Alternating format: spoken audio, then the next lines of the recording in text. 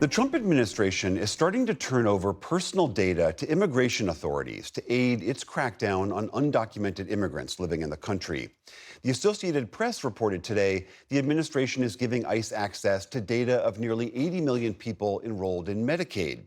And a new report by ProPublica finds the Internal Revenue Service is building a computer program that would give immigration agents unprecedented access to sensitive taxpayer data, including home addresses. For more on this, we are joined by one of the reporters on that story. Christopher Bing is technology and national security reporter at ProPublica. Christopher, thank you so much for being here. Lay out for us what you discovered. What kind of data does the IRS have, and why does DHS want it? The IRS is really seen within the government as sort of the holy grail when it comes to data. It has a ton of personal identifiable information for the vast number of Americans and also undocumented people that live in this country. And that information includes home addresses, familial relations, employment information. It also includes information about their banking and financial situation. And so in the hands of immigration enforcement officers, it could really be a treasure trove. For people who might be surprised by this, people who are undocumented in the U.S. are paying taxes, and thus their data is with the IRS?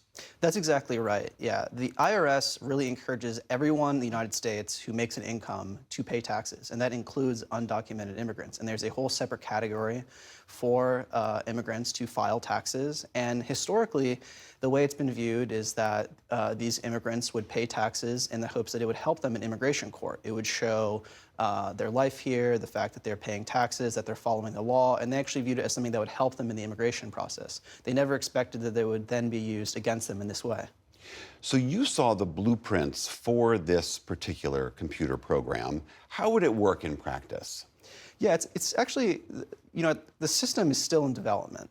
But it is, the experts that we spoke to said it's quite crude in design, and it would basically just ingest a giant spreadsheet created by DHS and by ICE of their targets. This spreadsheet would need to have a few important pieces of information. You need to have the target's name. It would need to have at least the last address that ICE has on file. How complete that address would be is something that I think is still being figured out. It would need to have the criminal statute that they're being investigated. And so far from the discussions that we've had with our sources, it's been quite burdensome for ICE to meet this bar. And that's part of the push and pull that we're seeing internally right now. We know that Melanie Krause, the acting IRS commissioner, resigned because of details about this coming out. We've seen two other internal IRS officials, chief counsels, have been pushed out as well. How significant of a change would this program be in terms of IRS policy? The real number of people that have left as a result of this growing partnership with ICE is close to the hundreds, actually. There's been dozens of engineers that have left, lawyers, people in the privacy office, and many of them have left in part because they view this as unethical. But another part of this is that they actually see the legal risk in doing so. Taxpayer data is among the most protected and strictly regulated in the United States government, and disclosing it to an unauthorized party carries a felony of up to 5 years. So there's a lot of people who've left the agency, and that's a little bit unique in the broader Trump administration in terms of the type of pushback that we're seeing. And, they're getting closer to launching the system. It looks like it could launch by the end of July. And so the IRS is unique in that really culturally people are taught from day one that you have to be very careful with taxpayer information. And for many of them, this whole effort kind of breaks that ethos. What has the IRS said in response to your reporting?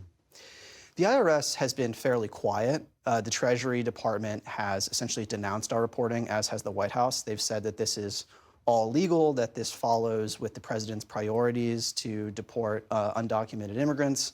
And they said that there was a court that essentially said this agreement complied with the law, but that court did not review the blueprint that we have seen, and the court only ruled on the broad contours of the agreement. Your story notes, I'm going to read a quote from this. It says that tax and privacy experts, quote, worry about how such a powerful yet crude platform could make dangerous mistakes. What do you mean by that? What are the risks here? Yeah, the entire way that the IRS searches for individuals in its database is with an identification number. They have their own identification number, and that's how they can find that the Crisping that they're looking for is in fact the Crisping that lives in Washington, D.C., that is supposed to pay this amount of taxes per year.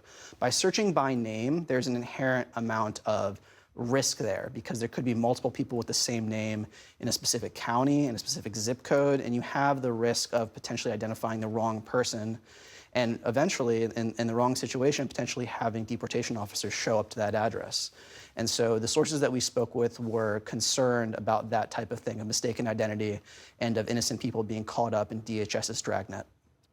Christopher Bing, a tremendous piece of reporting for ProPublica. Thank you so much. Thank you.